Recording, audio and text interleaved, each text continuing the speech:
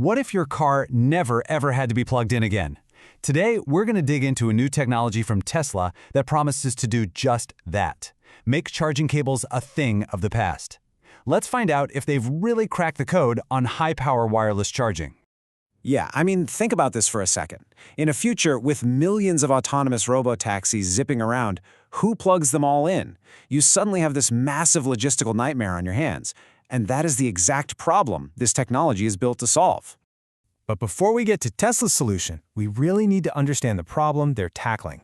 It all comes down to a huge hidden cost, one that makes the whole dream of a fully autonomous fleet surprisingly inefficient and really expensive.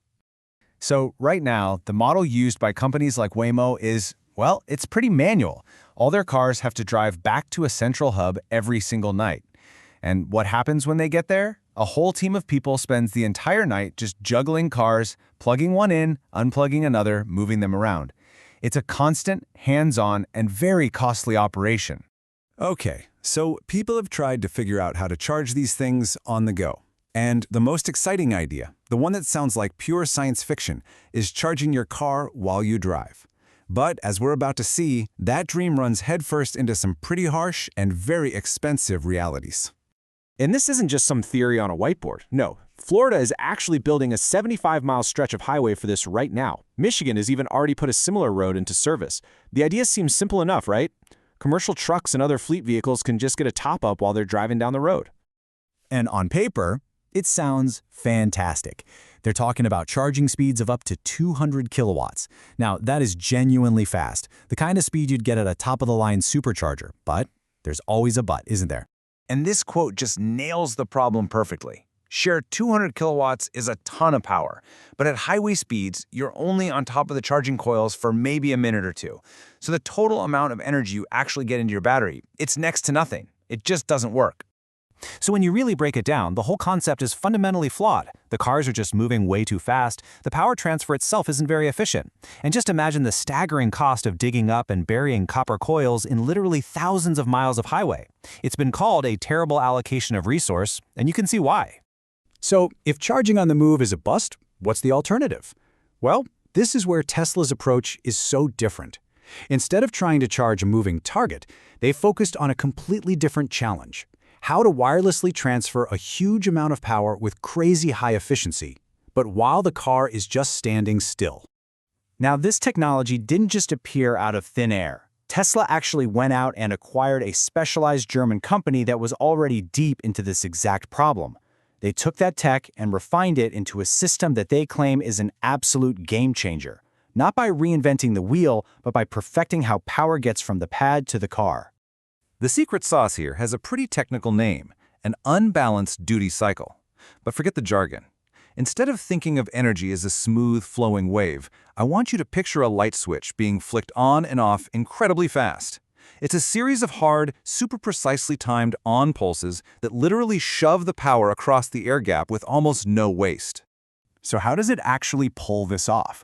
Well, it's kind of a three-part trick. First, the system spends most of its time, like 60 to 80%, in that power-on state. Second, it uses that weird, unequal timing to perfectly control the energy flow. But the third part, this is the real genius move. It actively noise cancels its own signal. It's just like your noise-canceling headphones, but instead of blocking sound, it stops energy from just leaking away into the air. And the result of all that clever engineering is this number: over 90% efficiency. That is absolutely incredible. It means that charging your car wirelessly is now almost as efficient as just plugging in a physical cable. All those massive energy losses that plagued older wireless systems, they're basically gone. So why does all of this matter? This isn't just some cool new feature for your next Tesla. No, this is the core enabling technology for their entire Robotaxi plan, specifically for the Cybercab. Here's what's so fascinating. The Cybercab prototypes that people have spotted in the wild, they have no visible charging port. The vehicle is being designed from the ground up with the core assumption that it will only be charged wirelessly. For this vehicle to work as intended, this technology has to work. It's not optional. This comparison table really shows the night and day difference, doesn't it? On one hand, you have a manual process that needs human labor in a big, expensive, centralized building. On the other, you have a fully autonomous system where cars just charge themselves on simple pads that can be installed almost anywhere. The big takeaway here? That huge operational cost of human labor, it drops to zero. This creates a whole new charging ecosystem. The car lines itself up perfectly over the pad, you don't have to do anything. These pads can be installed pretty cheaply in service centers, mall parking lots, you name it. This allows for what's called opportunistic charging. A car can just go, grab 20 or 30 minutes of juice during a slow period without having to drive all the way back to a depot. The human is completely 100% removed from the loop. Okay, but let's ask the big question here. Is this wireless tech the one thing that will make or break the entire Robotaxi project? Or is it really just a cool, nice-to-have feature? Well, the interesting counter-argument is that even if this whole wireless charging plan completely fell apart, the Cybercab would probably still be a revolutionary vehicle. The savings from its manufacturing and design are so huge that even if it had to use a regular plug or maybe a robotic arm, it would still have a massive cost advantage over anything else out there. So here's the crucial point. While wireless charging isn't the only thing that matters, it's an absolutely critical piece of the puzzle. When you're trying to push the cost per mile down to ridiculously low levels, every single tiny efficiency adds up.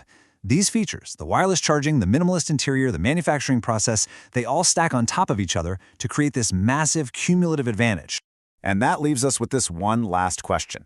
We know the ultimate goal is to make an autonomous ride radically cheaper than owning your own car. Is this slick, super efficient, and fully autonomous charging system the final piece of the puzzle they need to hit that magic number and maybe change transportation forever? We are definitely going to have to wait and see.